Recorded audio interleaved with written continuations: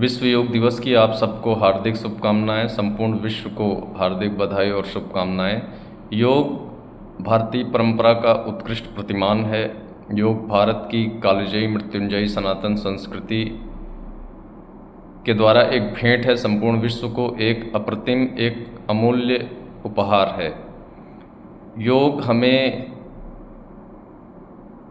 संवेदनशील बनाता है, हमारे भीतर मानवीय मूल्यों को जागृत करता है, हमें हमारे परिवेश, अपने अंतस बाह्य इनर आउटर वर्ल्ड से कनेक्ट करता है। योग प्रकृति और पुरुष का अर्थ परम पुरुष भगवान से हमें जोड़ता है। जीव, हमारे परिवेश में जो जीव जंतु, पादप, वनस्पति या मानव हैं, उनके प्रति हमें संवेदनशील बनाता है, उनसे हमें जोड़ता है और हमारे भीतर एक अच्छे सकारात्मक भाव को जागृत करता है। महर्षि पतंजलि जी ने योग को संकलित किया और वर्तमान योग उन्हीं की देन मानी जाती है। योग के बारे में उन्होंने कहा था कि अथ योगानुशासनम, अर्थात इंद्रियों का अनुशासन ही योग है। दूसरी बात उन्होंने कही थी कि योगस चित्त वृत्ति निरोधा, चित्त की वृत्तियों को रोकना योग उसकी एक क्रिया है।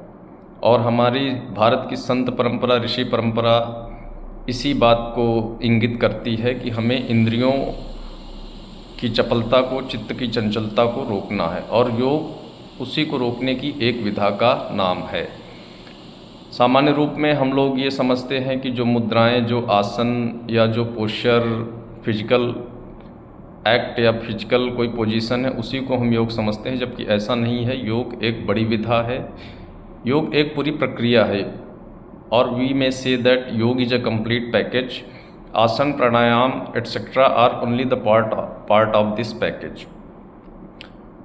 योग हमें सकारात्मक मूल्यों की ओर लेकर जाता है, हमारे अंतस की ऊर्जा को प्रकट करता है।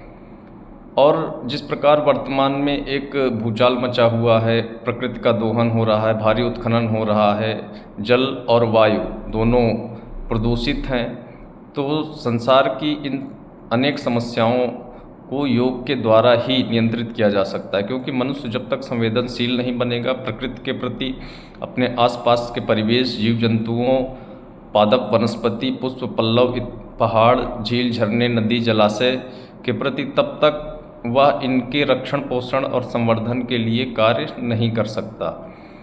इसलिए सभी लोग योग को अपने जीवन में सम्मिलित करें और योग के महत्व को समझें, विश्व के कल्याण के लिए कार्य करें।